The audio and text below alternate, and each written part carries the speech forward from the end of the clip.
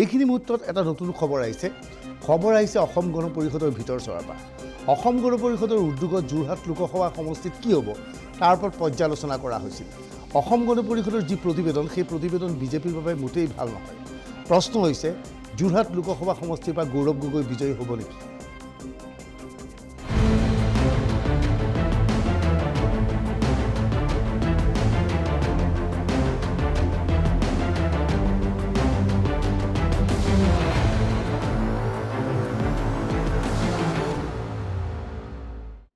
যোৰহাট লোকসভা সমষ্টিৰ ওপৰত অসম গণ পৰিষদে নিজাববীয়া এখন প্ৰতিবেদন প্ৰস্তুত কৰিছে।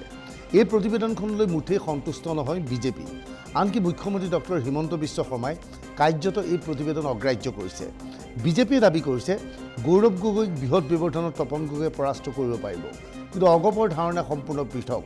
অগপই কয়, সামান্য ভোটৰ ব্যৱধানতে তপন গগৈ যোৰহাট লোকসভা সমষ্টিৰ পৰা বিজয়ী হ'ব।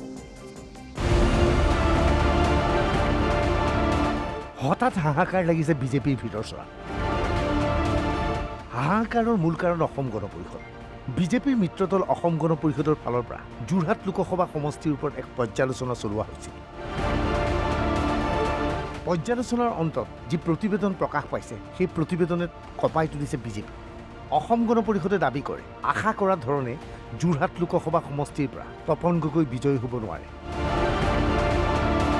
সামান্য সংখ্যক ভোটতহে গৌৰৱ গগৈ এইবাৰ যোৰহাট লোকসভা সমষ্টিৰ পৰা পৰাস্ত হ'ব। অতি সামান্য ভোটত যোৰহাট লোকসভা সমষ্টিৰ পৰা বিজয়ী হ'ব তপন গগৈ। 16,416টা ভোটত পৰাস্ত হ'ব গৌৰৱ গগৈ। আচৰিত নহ'ব, এই অংক কৰি পেলাইছে অসম গণ পৰিষদে। অগপৰ দাবী, বিজেপিয়ে ভবাৰ দৰে বিপুল ভোটত তপন গগৈ বিজয়ী হ'ব নোৱাৰে। অসম গণ পৰিষদৰ এই প্ৰতিবেদনখনলৈ মন কৰক। এই প্ৰতিবেদনত স্বাক্ষৰ কৰিছে ভৱেন ভৰালীয়ে। ভৱেন ভৰালী দেৰগাঁও সমষ্টিৰ বিধায়ক। কাষত আছে প্ৰদীপ হাজৰিকাৰ নাম। প্ৰদীপ হাজৰিকা আমগুৰি সমষ্টিৰ অগপৰ বিধায়ক। অসম গণ পৰিষদৰ দুজন বিধায়কে স্বাক্ষৰ কৰাৰ প্ৰতিবেদনত তাৎপৰ্যপূৰ্ণ তথ্য সদৰি কৰা হৈছে। এই তথ্য পোৱাৰ পিছত বিজেপিৰ ভিতৰ চৰাত তীব্ৰ প্ৰতিক্ৰিয়াৰ সৃষ্টি হৈছে। কিছুসংখ্যক বিজেপিয়ে তপন গগৈক বিজয়ী কৰিবলৈ সম্পূৰ্ণ সহযোগিতা আগবঢ়োৱা নাই। অগপ কৰ্মীসকলে নিৰ্বাচনী পত্ৰ বিতৰণৰ বাবে বিজেপি কৰ্মীক অনুৰোধ জনাই সফল হ'ব পৰা নাছিল। অগপ বিজেপিৰ যৌথ কমিটি গঠন কৰা হৈছিল যদিও বিজেপিয়ে অকলশৰে কাম কৰিছে। একাংশ বিজেপি কৰ্মীয়ে দলৰ বিৰুদ্ধে কাম কৰিছে। নাজিৰা আৰু তিতাবৰত বিৰোধীয়ে তপন গগৈতকৈ অধিক ভোট পাব। অগপ কৰ্মীসকলে নিষ্ঠা সহকাৰে কাম কৰিছিল। বিজেপি কৰ্মীয়ে নিৰ্বাচনী পুঁজি সঠিকভাৱে ব্যৱহাৰ কৰা নাই। কিছু ভোট গ্ৰহণ কেন্দ্ৰত বুথ সভাপতিসকলে পুঁজি গ্ৰহণ কৰা নাই। চাহ বাগিচা অঞ্চলত মিত্ৰজোঁটৰ ভোটৰ হাৰ আশা কৰা ধৰণে বৃদ্ধি পোৱা নাই। চাহ বাগিচাৰ চকীদাৰ, চৰ্দাৰ, আচ্ছা কৰ্মী আদিয়ে বিজেপিৰ পুঁজি লাভ কৰা নাই। আমাৰ কিছুদিন আগতে এখন পৰ্যালোচনা সভা অনুষ্ঠিত কৰিছিলে। তাত ৰাজ্যখনৰ 14টা সংসদীয় সমষ্টিৰ গত নিৰ্বাচনৰ ওপৰত আমি পৰ্যালোচনা কৰিলোঁ। তাত তেনেধৰণৰ কোনো কথা ওলোৱা নাই। আৰু যোৰহাট সমষ্টিৰ ফালৰ পৰা যিটো আমি ৰিপৰ্ট পাইছিলোঁ, তাত ভালে সংখ্যক ভোটত তাৰ পৰা মিত্ৰজোঁটৰ প্ৰাৰ্থীগৰাকী জিকাৰ কথা উল্লেখ আছিল। আৰু বাকী কথা মই একো নাজানো। কোনো তথ্য তেনেকুৱা তথ্য আমি পোৱা নাই। মই ভাবোঁ যে ইয়াৰ সত্যতা নাই। অসম গণ পৰিষদৰ সভাপতি অতুল বৰাই বিতং তথ্য সদৰি কৰাৰ পৰা বিৰত আছে। কিন্তু যোৰহাট লোকসভা সমষ্টিক কেন্দ্ৰ কৰি অগপই প্ৰস্তুত কৰা প্ৰতিবেদন ইতিমধ্যে অসম গণ পৰিষদৰ সভাপতি অতুল বৰাৰ হাতত আহি পৰিছে। এতিয়া জানি লওক অসম গণ পৰিষদৰ অংক কি।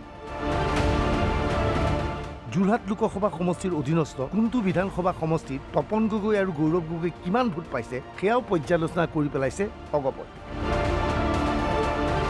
তিয়ক Tapan Gogoi 84,173টা vote, Gaurav Gogoi 69,203টা vote. Jorhat Tapan Gogoi 55,309টা vote, Gaurav Gogoi 56,181টা vote. Mariani Tapan Gogoi 73,220টা vote, Gaurav Gogoi 59,740টা vote. Titabar Tapan Gogoi 63,288টা vote, Gaurav Gogoi 1,04,505টা vote. Sivasagar Tapan Gogoi 79,121টা vote, Gaurav Gogoi 71,172টা vote. Dimow Tapan Gogoi ৭৯,১৩৩টা vote, Gaurav Gogoi ৬৩,৭১৯টা vote, Nazira Tapan Gogoi ৫৮,৯১০টা vote, Gaurav Gogoi ৯৫,২২১টা vote, Mahmora Tapan Gogoi ৬৫,৮৭২টা vote, Gaurav Gogoi ৬৫,৩৯৪টা vote, Majuli Tapan Gogoi ৬৬,৪১৯টা vote, Gaurav Gogoi ৪৫,৬৭৩টা vote. Tapan Gogoi গৌৰৱ গগৈতকৈ ১৬,৪১৬টা ভোটত জিকিব। অসম গণ পৰিষদৰ প্ৰতিবেদন এয়া। কিন্তু এই প্ৰতিবেদন বিজেপিয়ে গ্ৰহণ কৰা নাই। বিজেপিয়ে গ্ৰহণ নকৰাৰ মূল কাৰণ দুজন বিধায়ক। সেই দুজন বিধায়ক হৈছে প্ৰদীপ হাজৰিকা আৰু ভৱেন বৰানী। বিজেপিয়ে এই প্ৰতিবেদন গ্ৰহণ কৰা নাই কিয়? কিছু অংশৰ পিছতেই আমি বিতং তথ্য সদৰি কৰিম। Bureau' report NB news.